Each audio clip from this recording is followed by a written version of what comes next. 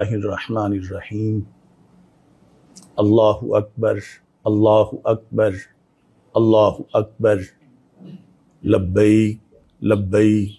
لبیک یا رسول اللہ صلی اللہ علیہ وسلم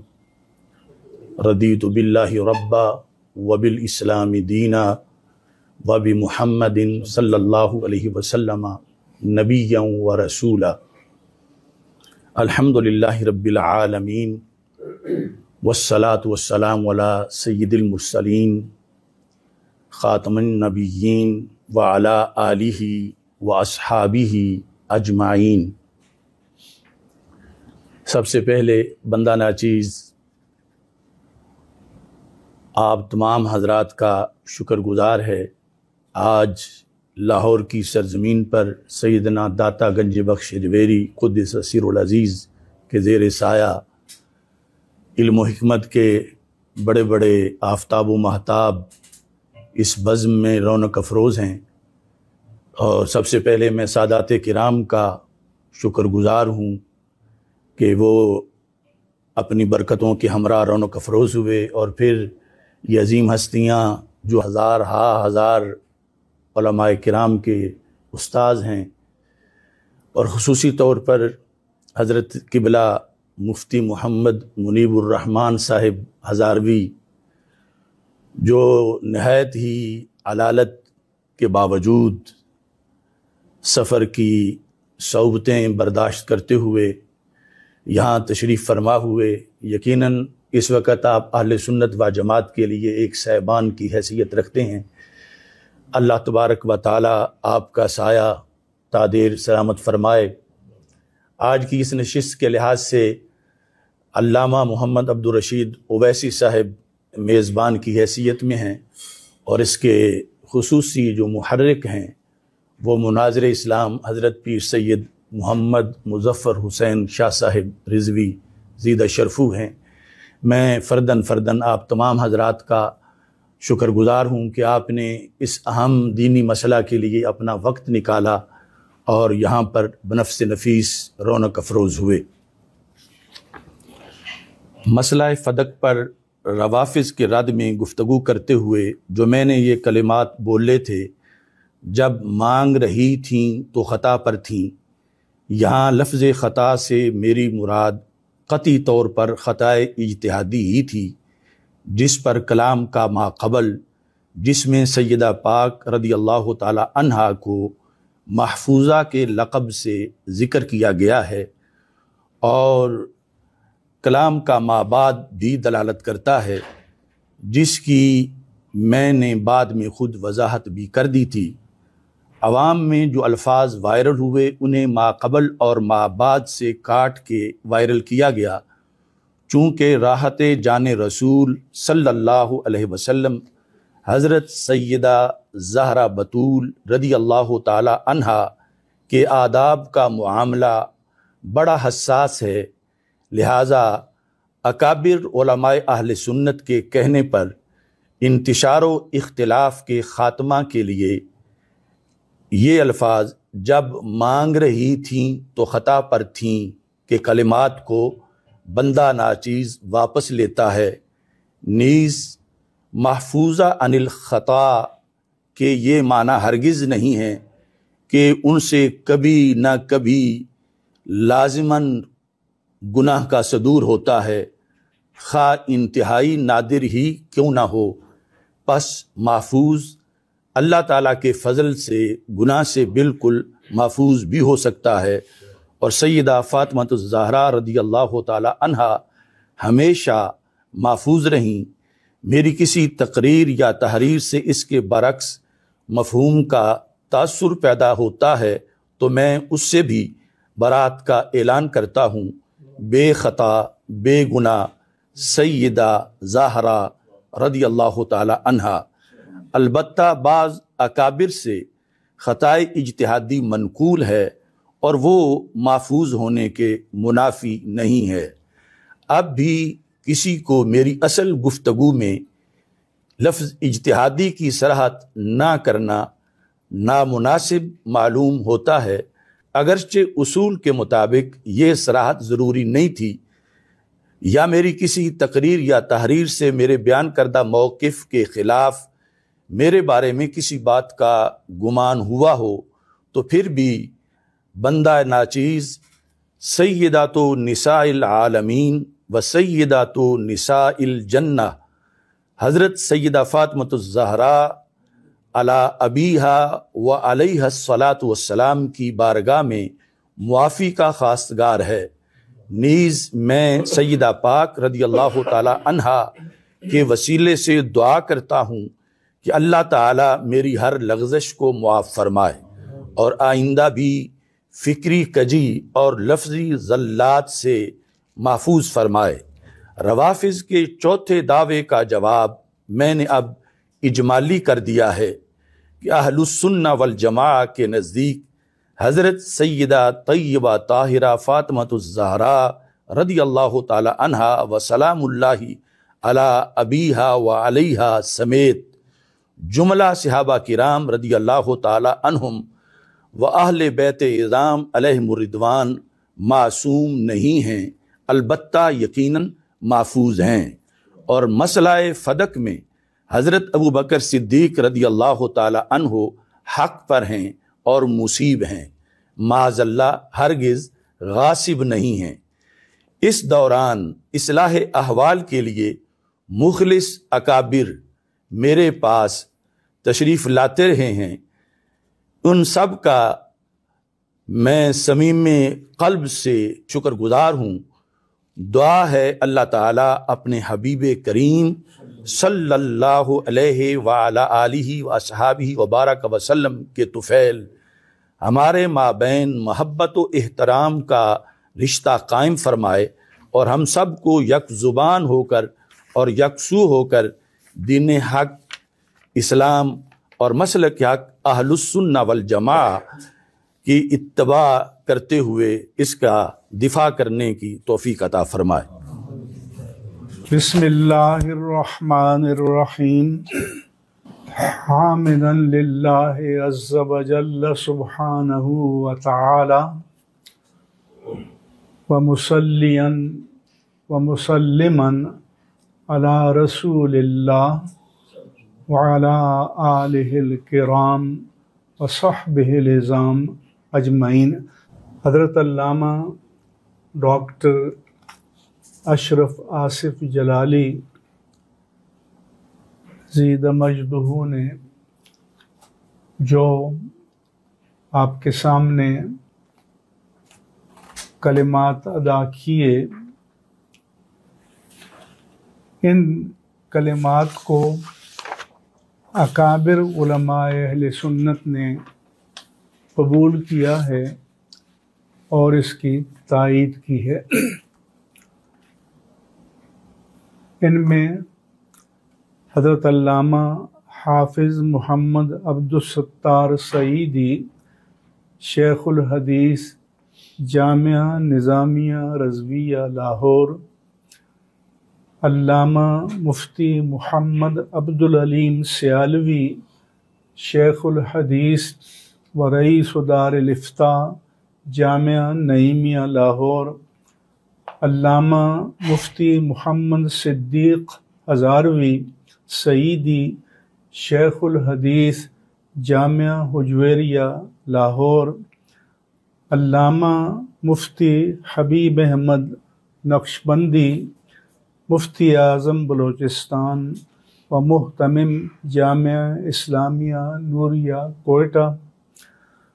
علامہ مفتی محمد اسماعیل ضیائی شیخ الحدیث و رئیس دار الافتاء دارالعلوم امجدیہ کراچی، علامہ مفتی محمد ابراہیم قادری شیخ الحدیث جامعہ غوثیہ رضویہ سکھر و مفتی اعظم سندھ، علامہ صاحبزادہ مفتی محمد جان نعیمی محتمم و شیخ الحدیث دارالعلوم مجددیہ نعیمیہ کراچی، علامہ مفتی محمد اکمل مدنی بانی محتمم و شیخ الحدیث الفرقان اسکالرز اکیڈمی کراچی، علامہ مفتی محمد رضوان احمد نقشبندی محتمم و شیخ الحدیث جامعہ انوار القرآن کراچی، علامہ مفتی محمد اسماعیل نورانی استاذ حدیث و مفتی جامعہ انوار القرآن کراچی، علامہ مفتی محمد وسیم اختر المدنی بانی و محتمم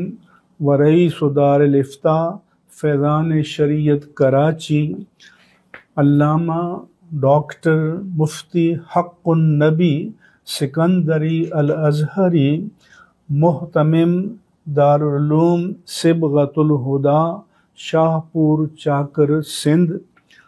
حضرت پیر سید ظفر اقبال عابد شاہ زیب سجادہ علی پور سیدہ، علامہ مفتی ندیم اقبال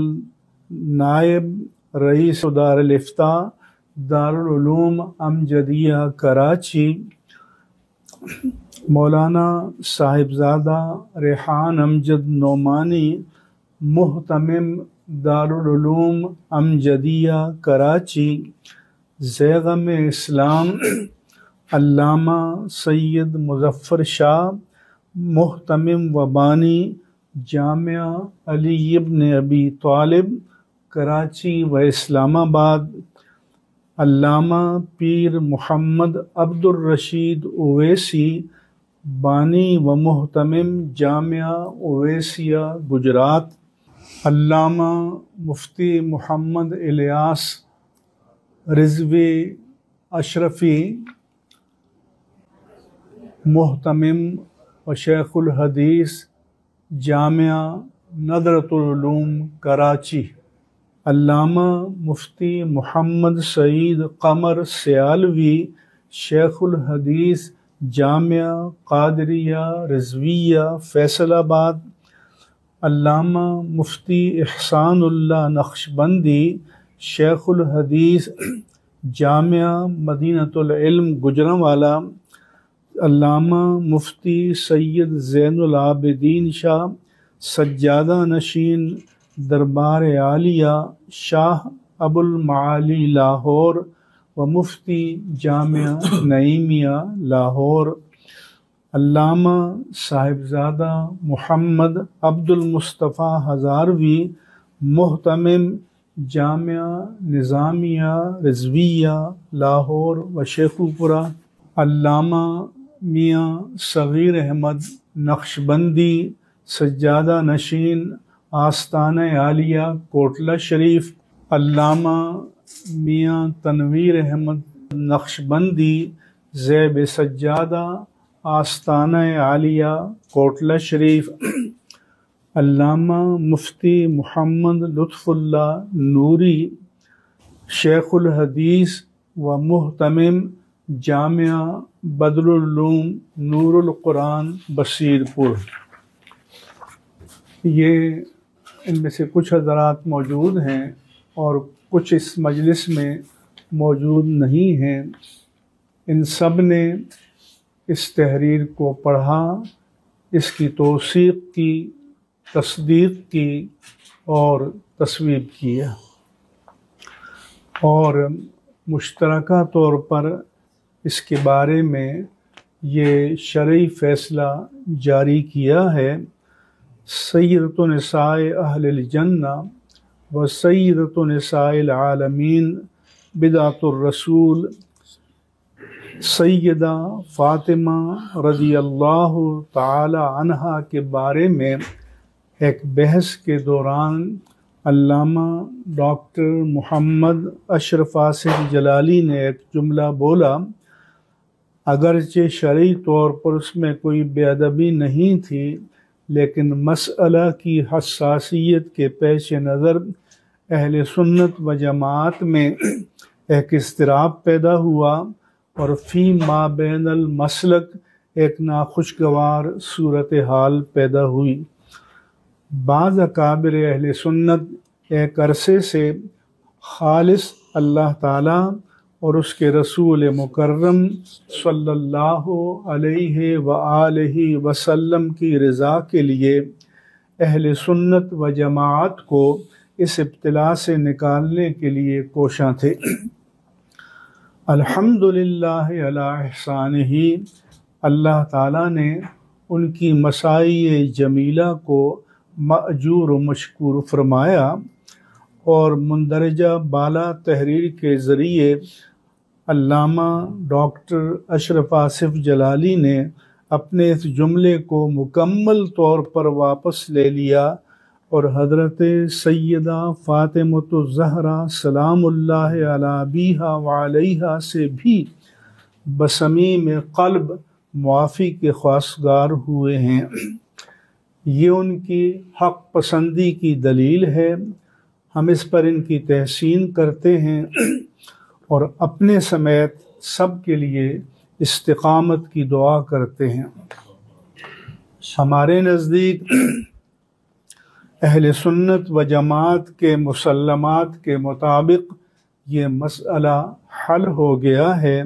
اور اب اس باب کو ہمیشہ کے لیے بند کر دیا جائے۔ ہم حکومتی اداروں اور انتظامیہ کو بھی مطلع کرتے ہیں کہ علامہ ڈاکٹر محمد اشرف آصف جلالی اب اہل سنت و جماعت کے مرکزی دھارے یعنی مین اسٹریم کا حصہ ہیں اور ملک بھر میں ان کی تبلیغی سرگرمیوں میں کسی طرح کی کوئی رکاوٹ نہ ڈالی جائے، ورنہ اسے اہل سنت و جماعت کے خلاف اقدام تصور کیا جائے گا۔ یہ پاکستان میں اہل سنت و جماعت کی نمائندہ شخصیت ہیں اور ہماری خواہش ہے کہ یہ اپنے تعلیمی، تدریسی، تربیتی اور تبلیغی کام کو اپنی پوری قوت و توانائی کے ساتھ جاری و ساری رکھیں اور اللہ تعالیٰ ان کو صحت و سلامتی عطا فرمائے۔ اللہم ارنا الحق حقا برزقنا اتباعہ وارنا الباطل باطلا برزقنا اجتنابہ وثبت اقدامنا علی الصراط المستقیم الی یوم الدین، آمین یا رب العالمین بجاہ سید المرسلین وآخر دعوانا ان الحمد للہ رب العالمین۔ یہ جن علماء کرام کے تصدیق، تصویب اور توثیق کے حوالے سے میں نے نام لیے ہیں، یہ پاکستان میں اہل سنت و جماعت کے علمی آفتاب و ماہتاب ہیں۔ ان میں سے ہر ایک استاد الاساتذہ ہے اور ان کے ہزاروں کی تعداد میں شاگرد ملک کے اندر اور بیرون ملک دینی خدمات میں مصروف ہیں، اس لیے ان کی تصدیق، تصویب اور تائید کے بعد اب اس مسئلے میں کسی کو بھی کوئی اشکال باقی نہیں رہنا چاہیے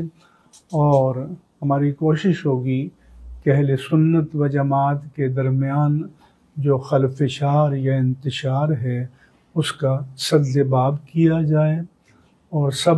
اپنے اپنے دائرہ کار میں دین حق اسلام اور مسلک حق اہل سنہ والجماع کی خدمت انجام دیں اور ملک کے اندر اور ملک سے باہر جو ہمارے عوام ہیں وہ ان سب کے علم سے استفادہ کریں۔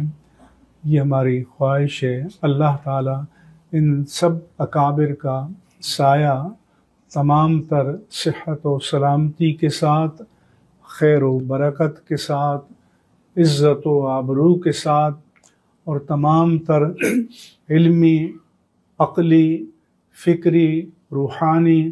اور جسمانی قوا کی سلامتی کے ساتھ تا دیر انہیں قائم و دائم رکھے اور اہل سنت کو ان سے کما حقہ استفادے کی توفیق عطا فرمائے، آمین۔